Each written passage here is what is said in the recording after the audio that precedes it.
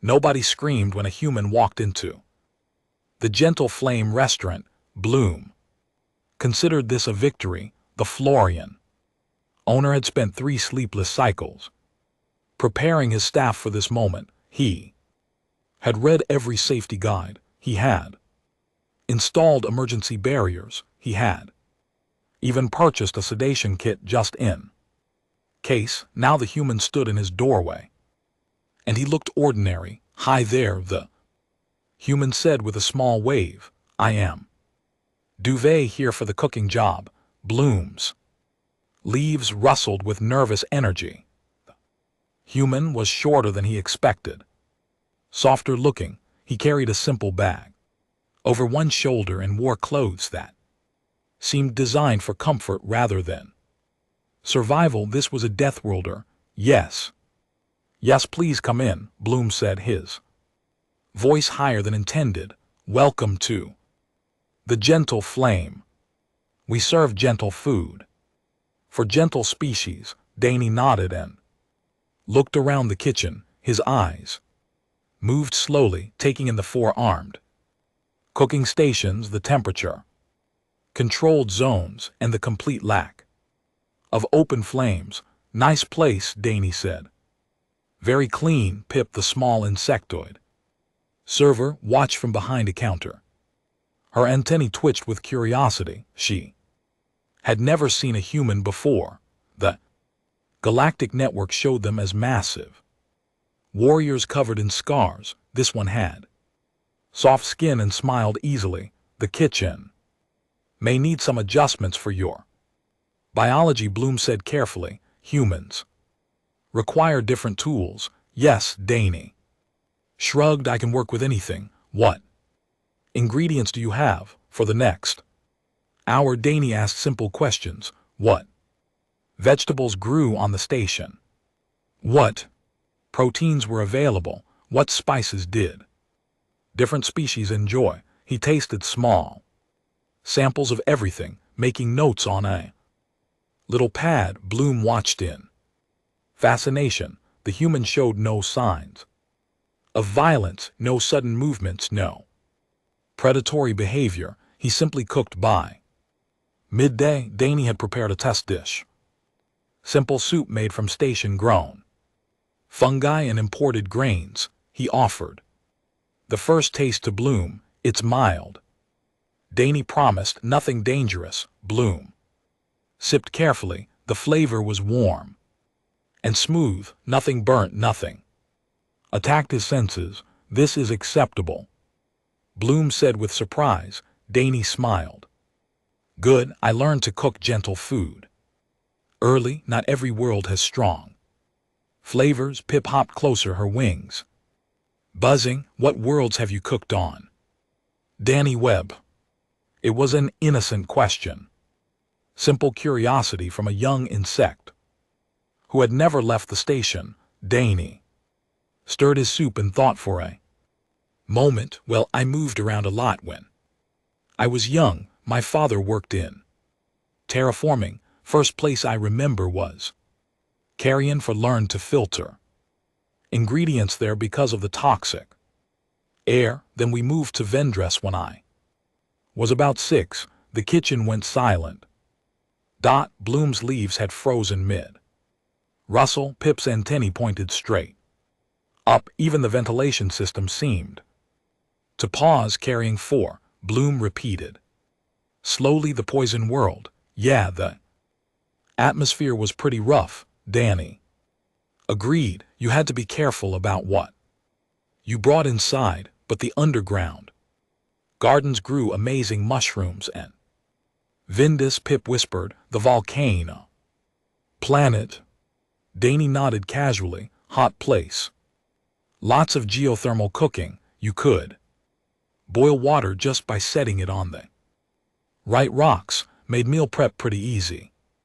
Actually, he turned back to his soup, completely unaware of the horror spreading through the kitchen. Bloom had read about these worlds. Every species in the galaxy knew about them. Carrion 4 was listed as a Class 7 death zone. Vendress was Class 8. no civilized species would set foot on either world. And this human had lived on both. As a child, where do you keep his salt? Danny asked. Nobody answered. Pip had backed away slowly. Bloom stood frozen, his mind trying to process what he had just heard. Danny looked up from his cooking. Everything okay, did I say? Something wrong? You lived on Carrion 4 and Vendress, Bloom managed to say. You survived them, sure, Danny said, with a confused look. Lots of humans did. They were terraforming colonies. Pretty standard postings for engineers. Standard, he called Deathworld standard. Bloom excused himself to the back room. He needed a moment, perhaps several moments. He pulled up his data screen and searched for human colony records. What he found made his leaves wilt. Humans had settlements on 47 classified Deathworlds. They sent their families there. They raised children there. They built schools and hospitals and restaurants on planets that would kill any other species within hours, and they considered it normal. Back in the kitchen, Danny finished his soup. He divided it into small bowls and set them out for the staff. Pip approached hers carefully, as if it might explode. Try it, Danny encouraged. I promise it's safe. I learned to cook for sensitive stomachs. My sister had allergies as a kid. Pip tasted the soup. It was delicious, warm and comforting, and perfectly mild. She looked at the human who had survived poison and fire before. He was 10 years old. He stood there, smiling, wearing a clean apron, offering gentle food to gentle species. Danny Webb, Pip said quietly. What other worlds have you lived on? Danny thought about it. A few more. Maybe we could talk about it later. Right now I want to learn the dinner menu. He went back to cooking, humming a small tune. Pip stared at her soup. Somewhere in that simple bowl was the care of a creature forged on Deathworlds. She had never tasted anything so frightening or so wonderful in her entire life. The gentle flame had just become the most dangerous restaurant on the station, and nobody had even noticed. 2 weeks changed everything at the Gentle Flame, the restaurant that once served 12 customers per cycle now had a waiting list. Word had spread across Harmony Ring Station like fire through dry grass. A human worked there, a real living Deathworlder who cooked food you could actually eat. Curious aliens came from every section of the station. They ordered small dishes and watched Danny work through the kitchen window. Some took pictures. Others simply stared with a mixture of fear and fascination.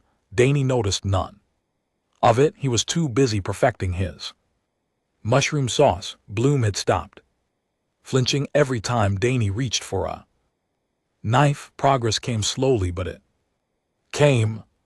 The human had proven himself gentle and patient. He never raised his voice. He never made sudden movements.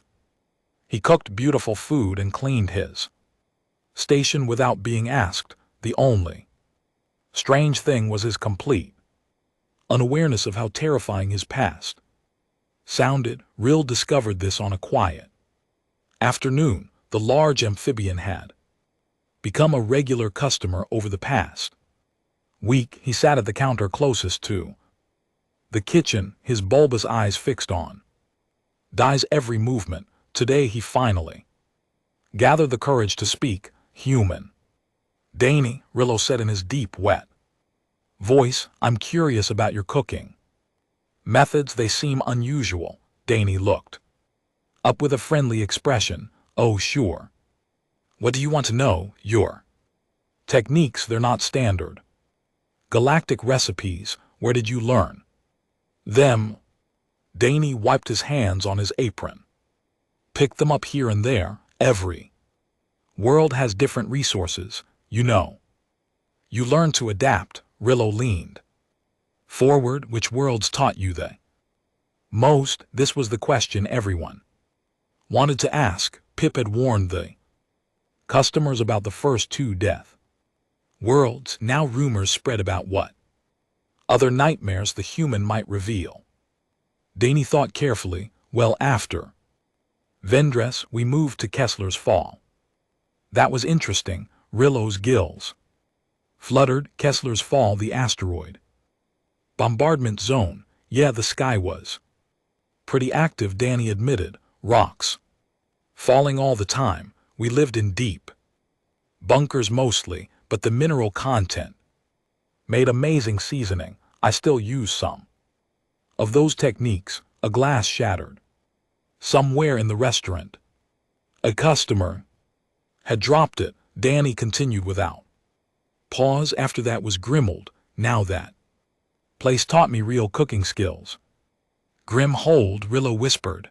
The predator planet, the world where everything hunted everything else. How to learn to cook fast there, Danny explained. The smell of food attracted things, big things, so we developed quick recipes in and out of the kitchen before anything came sniffing around. Rillo sat very still. His meal sat forgotten before him. The front door opened and a crystalline figure entered. Counselor Thresh, the station administrator, walked with the careful precision of someone who had never experienced physical danger in his entire existence. I'm looking for the human designated Danny Webb, Thresh announced. Danny raised his hand. That's me. Can I help you? Thresh approached the counter. His faceted eyes reflected Danny and LT, Unk and GT, Y's image 100 times over. I have received complaints about a Deathworlder working in food service. Thresh said there are concerns about safety protocols. Bloom rushed forward. Counselor, please. Danny has all proper certifications. He has passed every health inspection. Thresh ignored the Florian. His attention remained fixed on Danny. I require your residential history for station records, Thresh said. Previous addresses and duration of stay. Danny nodded. Sure, no problem, he began listing worlds. Carrying for 3 years. Vendress 2 years. Kessler's Fall 4 years. Grimold 3 years. Thresh crystalline body began to vibrate. Stress response. Your file indicates 8 total planetary residences. Thresh said, his voice higher now. Please continue. Danny scratched his head. Well, after Grimhold came Nether's Deep Gravity Planet, then Scorch. That was the radiation desert. Every customer in the restaurant had stopped eating, stopped talking, stopped breathing. My father was a terraforming engineer, Danny added helpfully. We went wherever the work was. Pretty normal for colony families. Normal, Thresh repeated. Words seemed to break something in his mind. 6 death worlds. This human had survived 6 death worlds before. Whatever came next, and he called it normal. The list is incomplete, Thresh managed to say. What were the final 2 worlds? Danny smiled. Oh, those are the easy ones. A nomad ship called the Wandering, and then Earth. That's where I did my cooking school. Thresh stood perfectly still for a long moment. Then, without another word, he turned and walked out of the restaurant. He forgot to file his complaint. He forgot to collect his records. He simply left. Rillo finally found his voice. Earth. The original death world. Danny looked confused. Is that what you guys call it? I mean, it can get rough sometimes. Hurricanes and earthquakes and stuff. But it's home, you know, home, he called. the most dangerous planet in known space. Home. Bloom collapsed into a chair. His leaves had turned pale. Pip brought him water and fanned him with her wings. Danny looked around at the stunned faces. Something finally clicked. "Oh," he said softly. "I keep forgetting how this sounds to you guys." He returned to his cooking station and began preparing the evening specials. Behind him, the restaurant slowly returned to life.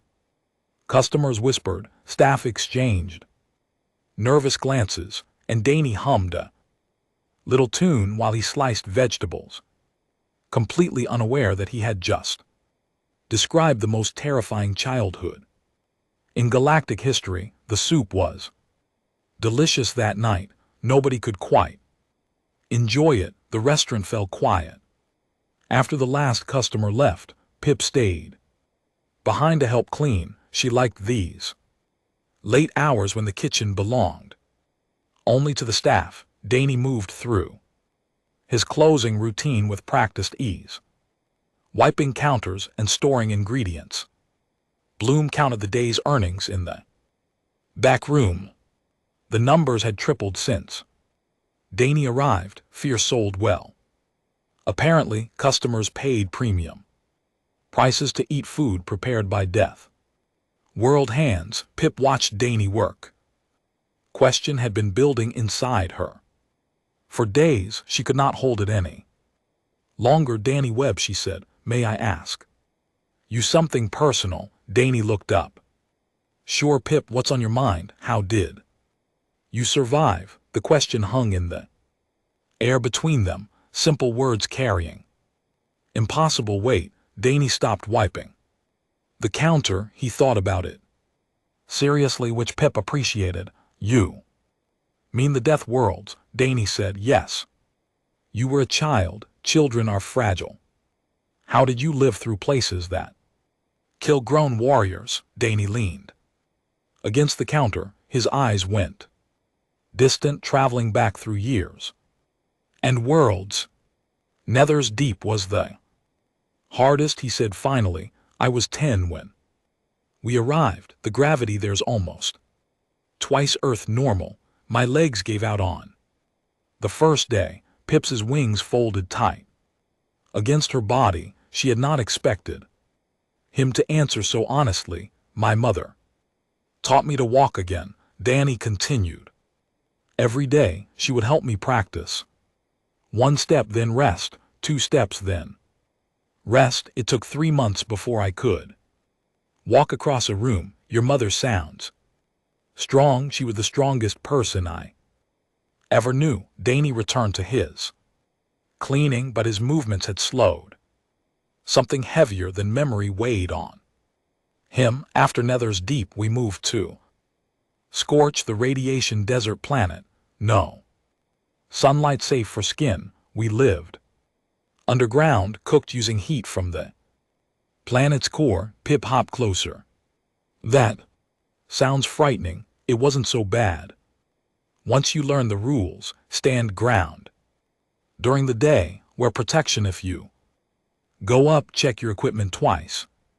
Always twice." Danny paused. His hands stopped moving entirely. "My mother died on Scorch. Equipment failure during a surface run. Her suit lost seal. She was gone before help arrived." The kitchen became very still. Pip did not know what to say. In her culture, death was discussed in formal ceremonies with proper rituals. Humans apparently discussed it while cleaning dishes.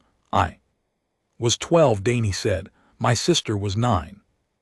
My father had to keep working to support us, so I learned to cook. Someone had to feed the family." Bloom had appeared in the doorway. He stood frozen, listening. His leaves trembled slightly. "I made terrible food at first," Danny admitted with a small laugh. "Burned everything, used too much salt, but my sister ate it anyway. She said it tasted like love." He picked up his cleaning cloth again. "After that, cooking became My thing, every new world, every new ingredient, I learned to make something good from it, something that would make people feel safe and warm. Bloom stepped forward. You cooked for your family on Scorch on a radiation world. As a child, someone had to, Danny said simply. The Florian's perspective shifted in that moment. He had spent weeks seeing Danny as a terrifying predator from impossible worlds. Now he saw something different.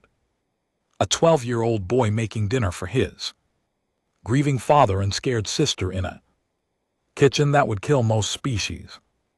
Danny, Bloom said softly, would you teach me? Danny looked surprised. Teach you what? How to cook like that, how to make food that carries love even when everything else is frightening. Danny's expression softened. He reached into his bag and pulled out a worn piece of paper. Handwritten notes covered both sides. This was my mother's recipe, he said. She taught me before Scorch. I have never shown it to anyone outside my family. He held it out to Bloom. Florian took the paper with trembling leaves. The instructions were written in human script, which he could barely read, but the meaning was clear. This was a gift of trust from a creature who had lost everything and learned to build it back. It's a simple soup, Danny explained. Basic ingredients. The secret is cooking it slow and thinking about who you are feeding while you stir. Bloom looked at the recipe, then he looked at Danny, the human who had walked through fire and poison and crushing gravity, who had buried his mother in a desert of radiation, who still smiled and made gentle food for gentle species. Tomorrow, Bloom said, we will cook it together. Danny nodded, the heaviness in his eyes lifted slightly. Pip watched this exchange in silence. She understood something important had happened, not the trading of recipes, but the trading of pain. Bloom had lost family too, not to Deathworlds but to loss, different paths to the same grief. The human and the Florian stood together in the quiet kitchen, two beings from opposite ends of the danger spectrum, connected by the simple act of feeding others. Danny returned to cleaning. Bloom returned to counting. Pip returned to organizing the dining room, but the restaurant felt different now, less like a business, more like a home. Outside, Harmony Ring Station continued its gentle orbit, safe and protected and completely unaware of the grief and love being cooked in its most dangerous kitchen. The alarm screamed through every corridor of Harmony Ring. Danny stopped chopping vegetables. The sound was different from the normal station alerts, higher pitched, more urgent, the kind of noise that meant something had gone very wrong. Around him, the restaurant erupted into chaos. Customers dropped their meals and ran for the exits. Servers crashed into each other. Screams mixed with the alarm until everything became one wall of panic. Danny stood still and listened. He had heard alarms before, different sounds on different worlds. The low rumble of Vendis warning about lava flows, the sharp crack of Kessler's fall announcing incoming rocks, the deep pulse of Grimhold signaling predator movement. This alarm meant impact. Something was coming from outside. Bloom rushed from the back room, his leaves shaking violently. Danny, we must evacuate. Comet fragment incoming. Danny nodded calmly. How long until impact? 20 minutes, maybe less. 20 minutes. Danny's mind began calculating automatically. 20 minutes was enough time to panic. It was also enough time to prepare. That he walked to the kitchen storage and began pulling out emergency supplies. Water, Containers, sealed food packages first. Aid supplies that he had noticed on his. Second day. Danny, what are you doing? Pip called from the doorway. We need to. Run where? Danny asked without stopping. The evacuation pods will be full, the corridors will be jammed. This building is near the station core. Strong walls, good structure. We stay here. Bloom stare at the human. You want a shelter in the restaurant. I want to survive, Danny said, running in.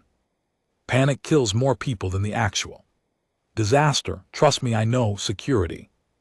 Chief Hollow burst through the door, the crystalline being moved with desperate speed, his body ringing with stress. All civilians must evacuate to the outer sectors. This area will experience structural damage. Danny turned to face him. Chief, what's the impact point? Hollust. Nobody had asked him a practical question in the last 10 minutes of chaos. Section 7, lower ring. The fragment will breach the hole there. Danny processed this information. That's 3 sections away from us. The impact will cause shaking and possible power loss, but this structure should hold. Where the structural weak points nearby. Hollow's crystalline form flickered with confusion. Are the support beams in Corridor 12 and the power junction? Section 4, so we avoid those areas and stay central. Good, Danny continued. Gathering supplies. Chief, how many people can't reach evacuation points in time? The question hit Hollow like a physical blow. He had not thought about it. In his panic to follow protocol, he had forgotten about the slow, the injured, the elderly. I don't know, Hollow admitted. Then stop running and start thinking, Danny said. His voice was calm but firm. Send your officers to gather those who can't evacuate. Bring them to central locations like this one. Focus on survival, not procedure. Hollow stood frozen for a moment, then something shifted in his crystalline structure. He began issuing orders into his communication device. Practical orders, helpful orders. Danny turned back to his work. Pip watched him with a mixture of fear and awe. How are you so calm? She asked. I'm not calm, Danny said. I am deified, but I learned long time ago that fear doesn't help anyone. Action helps. He paused his work and looked at her directly.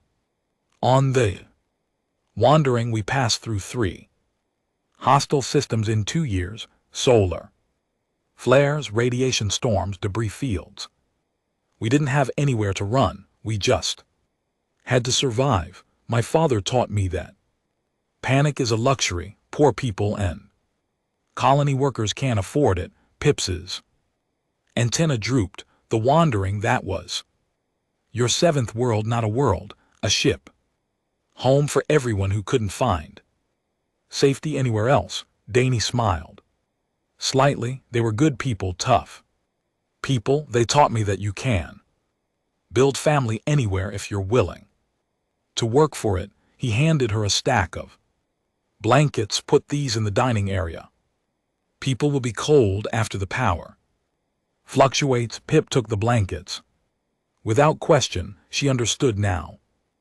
Danny wasn't being brave. He was being practiced. 8 Deathworlds had trained him for exactly this moment. Rillo appeared in the doorway, his large body blocking the light. I heard the restaurant was becoming a shelter. I came to help. Behind him, more regulars gathered. Counselor Thresh, a family of small rodent-like creatures, a elderly being on a hover chair. All of them looked to Danny with desperate hope. Human from 8 Deathworlds stood in his kitchen wearing his apron, surrounded by frightened aliens who had never faced real danger in their entire lives. Everyone inside, Danny said. We're going to be fine, but first we Prepare, he began assigning tasks. Move the tables against the walls. Store breakable items. Create a first aid station. Designate a safe area for children. The restaurant transformed from a place of panic into a place of purpose. Outside, the comet fragment continued its deadly approach. Inside, a human chef organized survival with the same calm precision he used to make soup. Harmony Ring had never faced a disaster before, but it had something better than experience now. It had Danny Webb, and Danny Webb had survived worse. The impact shook everything. Danny braced himself against the kitchen counter as the station rocked. The lights flickered once, twice, then died completely. Emergency lighting kicked in a moment later, casting the restaurant in dim red. Shadows, screams filled the shelter. 43 beings huddled together in what have been a dining room. Children cried. Adults whimpered. Someone was praying in a language Danny didn't recognize. Danny counted to 5 in his head. The shaking stopped. The structure held. Everyone okay, he called out. Voices answer from the darkness, frightened but alive. Nobody badly hurt. Danny pulled a flashlight from his emergency kit. He had placed it there on his first day. Just in case. Humans always prepared for darkness. I'm going to check the corridors, he told Bloom. Keep everyone calm. I'll be back soon. Bloom's leaves had turned pale gray with stress. You can't go out there. It's not safe. That's why I'm going. Someone has to check for survivors. Danny slipped through the door before anyone could stop him. The corridor outside was damaged but passable. Ceiling panels have fallen. Pipes leaked. Strange fluids. The emergency lights cast strange shadows on the walls that he moved quickly and quietly. Old habits from Grimhold. Make no noise. Attract no attention. Watch every shadow point to sections away. He found them. Young Florian child sat alone in a collapsed doorway, crying, covered in dust. No parents in sight. Danny knelt down slowly. He didn't want to frighten the child. Hey there, he said softly. I'm Denny. Are you hurt? The child looked up with terrified eyes. I can't find my family. The walls fell and they were gone. Danny examined the child carefully. No visible injuries, just fear and confusion. I'm going to help you find them, Danny promised. But first, I need to take you somewhere safe. Can you walk? The child nodded. Danny lifted them gently and placed them on his shoulders. The weight was nothing compared to Nether's deep gravity. He carried the child back through the damaged corridors. Along the way, he collected 2 more survivors, an elderly amphibian with a broken leg, a small insectoid who had become trapped under debris. That'll be by the time he reached the restaurant. He had a small group following him like lost animals seeking shelter. Bloom met him at the door. Danny, you're bleeding. Danny looked at his arm. A piece of metal had caught him somewhere along the way. He hadn't noticed. It's nothing. Get these people inside and comfortable. He handed the Florian child to Pip. The young insectoid took the smaller being with surprising gentleness. I don't know my family. Shelter, the child whispered. What? They're gone forever. Pip looked at Danny. She didn't know what to say. Danny knelt beside them. What's your name, little one? Sprout. Sprout, that's a good name. Danny thought for a moment. When I was your age, something scary happened to my family too. I thought I would never feel safe again. Sprout's eyes focused on him. What did you do? I Found new people to take care of, now. Let them take care of me. Family isn't just who you're born with, it's who stands with you when everything falls apart. You gestured to the restaurant, full of frightened beings. See all these people, they're scared too, but they're together, and together is safer than alone always. Sprout considered this with a seriousness that only children can manage.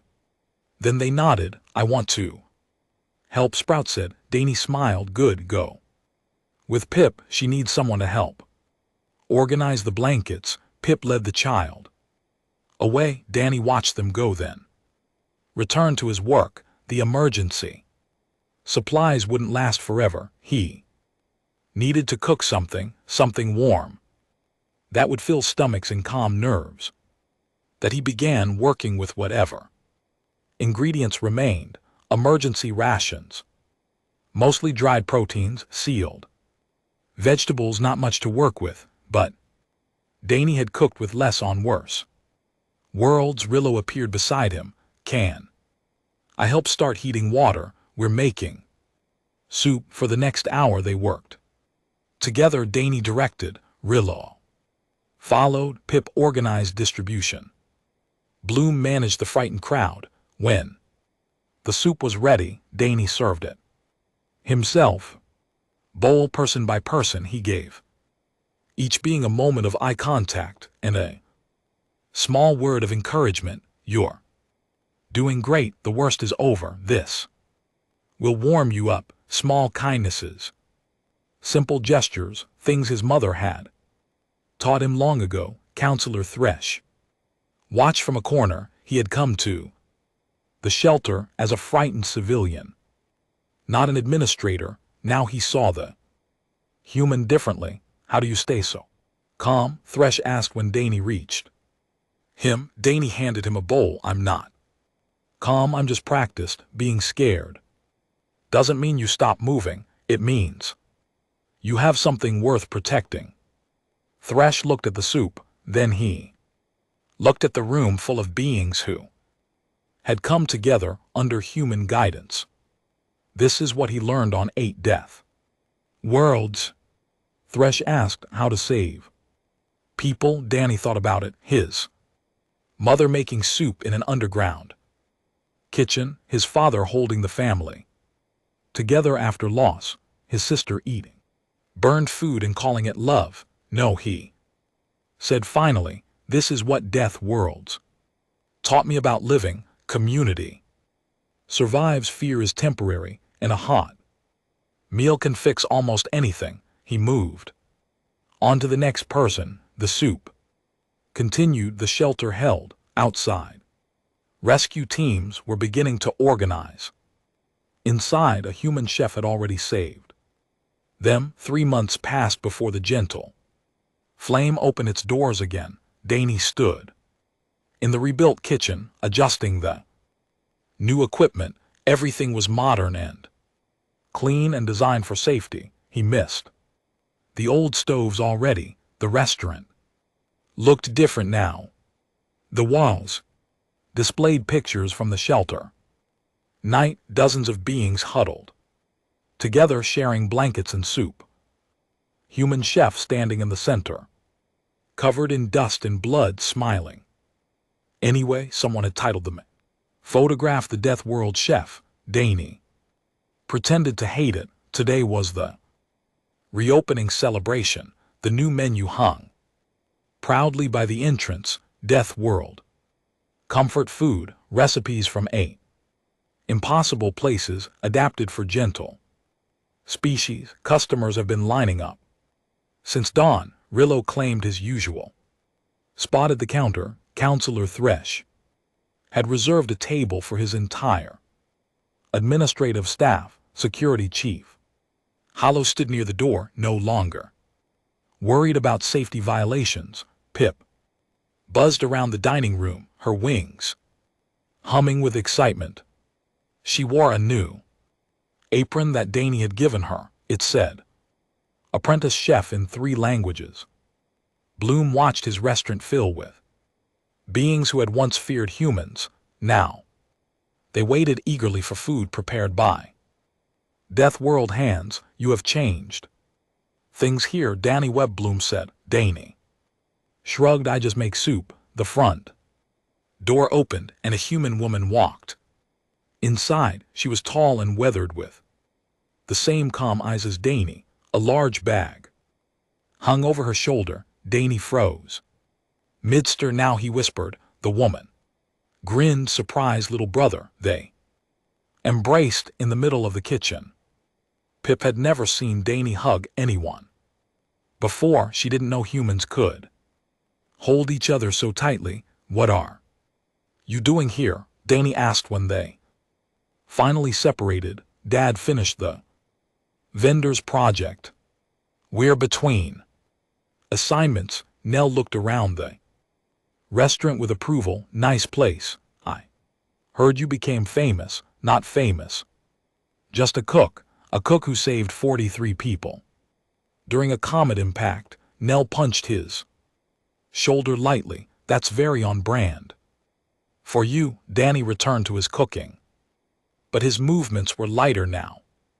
Having family nearby changed something in him. Nell grabbed an apron from Hook. Put me to work. I didn't travel 3 systems to watch you stir. They cooked together the way they had on Scorch, the way they had on The Wandering, the way they had learned from their mother before she died. Bloom watched the siblings move around each other with perfect coordination. 2 humans raised on Deathworlds, now making gentle food together. Your sister is also from the 8 worlds? Bloom asked during a quiet moment. Nell laughed. 9 worlds now. I just finished a project on Hollows Edge. Nice place if you don't mind the acid rain. 9 Deathworld. This family collected them like souvenirs. Rill leaned toward Pip. Are all humans like this? Apparently Danny was the soft one in the family. Pip answered she had overheard conversations. The evening rush began. Danny and Nell worked side by side, producing dish after dish. The new menu was a massive success. Beings who had never tasted human cooking discovered something unexpected. Comfort. During a brief lull, Nell pulled Danny aside. I need to tell you something, she said. Her voice was different now, softer. Dad passed away last month on his 9th world. Danny went still, the spatula in his hand stopped moving. How? He asked quietly. Equipment failure, same as Mom. Nell's eyes were wet but steady. He went fast. No pain. Danny stood in silence for a long moment. Around them, the restaurant continued its cheerful noise. Happy customers, busy servers.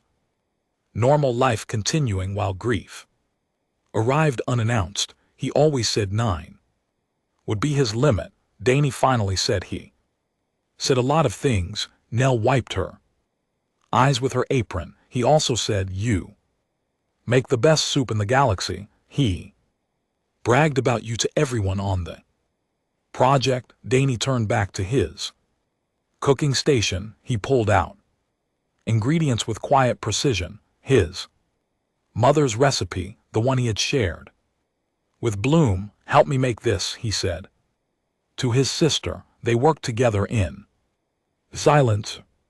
The soup came together slowly, carefully, filled with memories of a man who had walked through fire and poison and crushing gravity just to give his children a chance at life. When it was ready, Danny carried it to the dining room himself. Tonight's special, he announced, my father's favorite on the house for everyone. The restaurant fell quiet as Danny served each table.